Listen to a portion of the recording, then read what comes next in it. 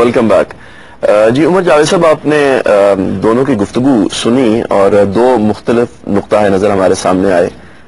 جاوید صاحب کی رائے یہ ہے کہ نظم اجتماعی کا قیام مسلمانوں کے اوپر کوئی فریضہ نہیں، لیکن جب وہ بن جائے تو ظاہر ہے اس کے بعد بہت ساری ذمہ داریاں، کچھ فطری ذمہ داریاں، کچھ دینی نوعیت کی ذمہ داریاں عائد ہوتی ہیں.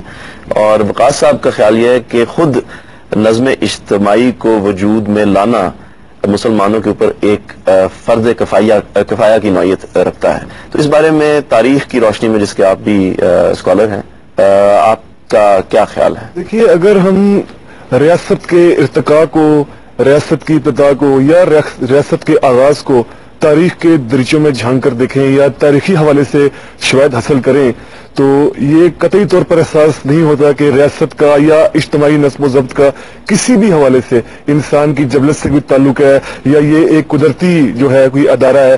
کیونکہ اگر ہم دیکھیں تو صدیوں سے ہی یہ کوشش کی جا رہی ہے ریاست کو کبھی اخلاقی تصور دینے کی، کبھی ریاست کو مقدس ادارہ گرندا گیا ہے، کبھی ریاست کو جو ہے وہ یہ کہا گیا کہ یہ ایک قدرتی ارتقاء کا عمل ہے جو اب تک ہمارے سامنے آیا ہے. لیکن در حقیقت اگر ہم دیکھیں تاریخ کے دریچوں میں، یعنی اگر ہم دنیا کے سب سے پہلے آئین کو دیکھیں جو حمورابی نے دیا تھا، اس آئین میں یہ ابھی بھی پیرس کے میوزیم لوور میں محفوظ ہے یہ کہ حمورابی جو ہے وہ خدائے شمس سے آئین لے رہا ہے. یہ 1750 قبل مسیح میں کی بات ہے کہ وہ آئین لے رہا ہے. مقصد صرف یہ کہ اپنے اقتدار کو جواز بخشنے کے لیے یا رعایا کی اطاعت کو حاصل کرنے کے لیے ریاست کو جو ہے ایک مقدس ادارہ جو ہے وہ گرنا گیا. اس کے بعد ہم دیکھتے ہیں کہ فرعون اول جو منیز ہے اس نے 3400 میں جو خدائے شمس سے لے کر اس نے اقرار کیا تھا کہ خدائے شمس نے مجھے ضابطۂ اصول دی ہیں، قواعد ضابط دی ہیں جو ریاست کے لوگوں کو یا معاشرے کے لوگوں کو ان پر عمل کرنا ضروری ہوئے گا، لیکن وہ بھی محض اپنے اقتدار کو جواز بخشنے کے لیے. اس کے بعد پھر ہم دیکھتے ہیں قدیم تہذیب کی بات کریں، منو سمتری میں جو منو نے تعلیم دی ہے، منو نے جو اصول ضابط لاگو کیے قدیم ہندوستان کے لوگوں پر، وہ بھی یہی تھے کہ راجا کی اطاعت جو ہے وہ پرجا پر یا راجا کی اطاعت جو ہے وہ لوگوں پر واجب ہے یا لوگوں پر فرض ہے. اس کے بعد بھی اگر ہم ایک چیز کا ایک اور مشاہدہ کریں کہ اسلام کے بعد بھی بنو امیہ یا بنو عباسیہ یا سلطنت عثمانیہ کے اگر ہم دور کو دیکھیں، اس میں بھی ہمیں کئی اس طرح کے فلسفے یا کئی اس طرح کے تاریخی حوالے سے یا فلسفانہ حوالے سے یا سیاسی نظاموں کے حوالے سے پاور کی جس طرح جی ہاں بالکل جس طرح اگر ہم دیکھیں ہمارے سامنے شواہد موجود ہیں کہ اگر ہم دیکھیں قاضی ماروردی کی کتاب جو تھی احکام سلطانیہ، یا اگر ہم جو ہے وہ امام غزالی کی کتاب دیکھیں نصیحت الملوک، یا اگر ہم نظام الدین توسی کی کتاب دیکھیں سیاست نامے، تو ان سب میں ہمیں جو بات نظر آتی ہے وہ یہی نظر آتی ہے کہ حکمران کی اطاعت کی جائے، حکمران کے کسی بھی فیصلے پر بلا چلن سر تسلیم کر لیا جائے، سر تسلیم میں خم کر دیا جائے، حکمران کے خلاف بغاوت نہ کی جائے. اچھی رعایا وہی ہوتی ہے جو حکمران کی اطاعت کرتی ہے. اس کے بعد بھی اگر ہم دیکھیں تو سلطنت عثمانیہ کے دور میں جب سلطان اعظم کا دور تھا 1550 اسے لے کر 1560 تک دور رہا ہے، اس دور میں خاص طور پر جو ایک ادارہ تھا شیخ الاسلام کا جو ہوتا تھا، جس کی صدر اعظم کے برابر طاقت ہوتی تھی، عدلیہ کا سارے اختیار اس کے پاس ہوتے تھے، قاضی وہ آتا تھا. تو وہ سب ہمیں جو نظر آتا ہے وہ یہی کہ حکمران طبقات کو جواز بخشنے کے لیے، حکمران طبقات کو حکمرانی کا جواز بخشنے کے لیے، جسٹیفیکیشن آف ایکسپلائٹیشن یا پاور دینے کے لیے. میں اب یہ چاہوں گا جی کہ ان دونوں حوالوں سے آپ، کیونکہ دو اچھی کرٹیکس ہمارے سامنے آئی ہیں. ایک تو نص بھی پیش کی گئی ہے جس کے حوالے سے آپ کی رائے کی تردید میں ایک بات سامنے آئی ہے کہ یہ بہرحال ایک دینی ذمہ داری ہے، اور آیت جس کا ذکر کیا گیا اس میں یہ بات اس کا تقاضا ہے کہ اگر امر بالمعروف اور نہی عن المنکر کے لیے ایک جماعت ہوگی تو وہ اقتدار کے بغیر تو یہ فریضہ انجام نہیں دے سکتی.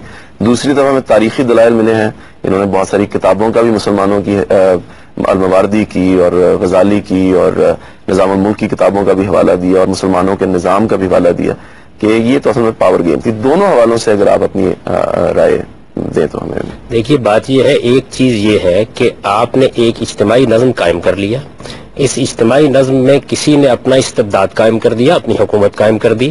اب وہ اپنے لیے اطاعت کا جواز تلاش کرتا ہے، خدائے شمس سے تلاش کر رہا ہے، آسمان سے کوئی الہام اس کو حاصل ہو رہا ہے، وہ اس کے لیے کوئی مذہبی کتاب پیش کر رہا ہے، یہ بات کا مسئلہ ہے.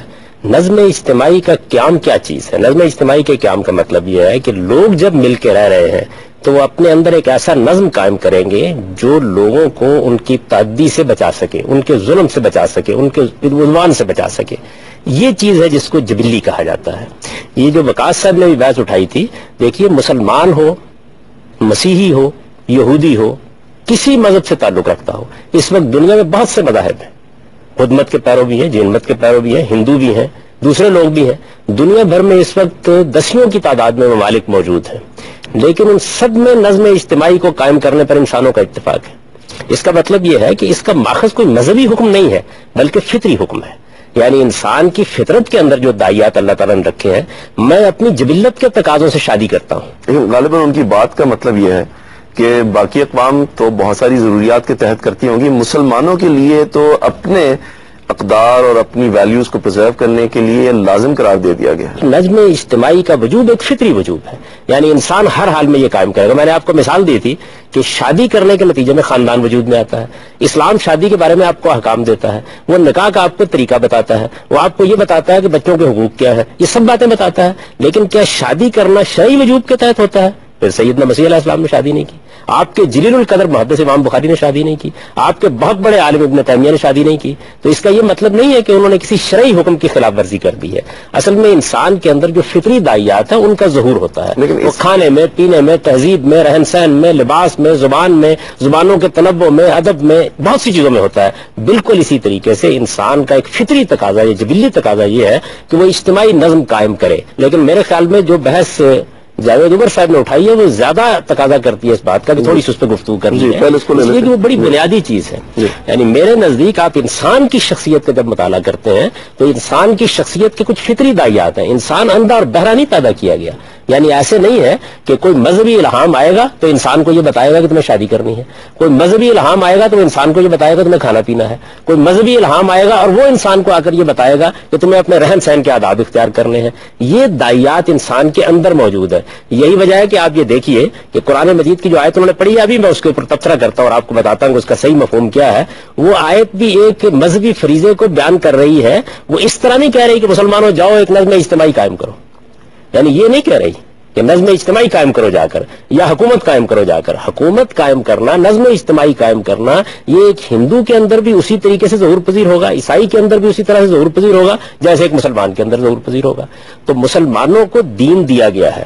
دین میں جو حکم دیے گئے ہیں وہ آپ کی انفرادی زندگی سے بھی متعلق ہیں، آپ کی اجتماعی زندگی سے بھی متعلق ہیں، وہ آپ کی خاندانی اور عائلی زندگی سے بھی متعلق ہیں، وہ آپ کی معاشی زندگی سے بھی متعلق ہیں. یعنی زندگی کے ہر شعبے کے بارے میں آپ کو کوئی نہ کوئی ہدایت دے دی گئی ہے. اسی وجہ سے آپ یہ دیکھیے اسلامی حکومت، یہ اصطلاح آپ کو آج سے 50-100 سال پہلے ملے گی نہیں. یعنی آپ کا پورا اسلامی لٹریچر اس سے خالی ہے. قطع کلامی معاف کیجیے گا جی، میں یہ چاہتا ہوں جی پہلے اس جو پہلو جس کی طرف آپ نے اشارہ کیا کہ فطری تقاضا ہے اور کم از کم اس حد تک جو ہے اس میں کوئی استبداد یا استحصال کا پہلو نہیں پایا جاتا. اس کے بارے میں کہ آپ اس حد تک بھی آپ ڈس ایگری کرتے ہیں، آپ کو اس بارے میں بھی اختلاف ہے کہ نظم تو بہرحال جب لوگ اکٹھے رہیں گے تو قائم کریں گے. جی نہیں، نظم تو قائم ہوئے گا، لیکن وہی بات ہے کہ اگر یہ نظم اجتماعی ہو، اجتماعی شعور سے اخذ کرتا ہو، اگر یہ نظم جو ہے وہ عوام کی وسیع پرت کے ساتھ جڑ کر ڈیموکریٹک پولیٹیکل آرڈر ہو، لیکن اس سے کوئی اوپر سے ایتھورائز کرنے والا یا اتھارٹی اگر ڈکٹیٹرشپ کے آپ خلاف. ناظرین ہمارے ساتھ رہیے، گفتگو جاری ہے، واپس آتے ہیں ایک بریک کے بعد.